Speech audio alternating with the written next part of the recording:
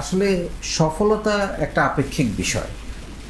সফলতা একটা চূড়ান্ত গন্তব্য না, এটা একটা প্রসেস। প্রতিনিয়ত চলতে থাকাটাই হচ্ছে এর মধ্যে যে ছোট ছোট অর্জন, এগুলোকেই বলে সফলতা। আমি তো বলি সফলতা মানে হচ্ছে খুশি থাকা, হাসতে পারা, এবং সেইটা জীবনের যে কোনো মুহূর্তে, যে কোনো দিন, যে কোনো সপ্তাহে, যে কোনো মাসে হতে পারে। সো এরকমভাবেই সফলতার গল্পগুলো গাঁথা হয়।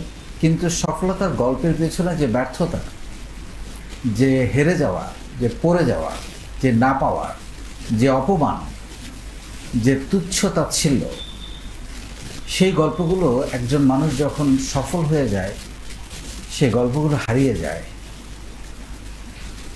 তারা শুধু সফলতাটাই দেখে, তার পিছনে তার যে শ্রম, তার যে ঘাম, তার যে কষ্ট, যন্ত্রণা, সেটা আসলে কেউ দেখে না। সেই সব কিছু মিলিয়েই ব্যর্থতা, সফলতা সব কিছু মিলিয়েই আমাদের এই আয়োজন ঘুরে দাঁড়ানোর গল্প।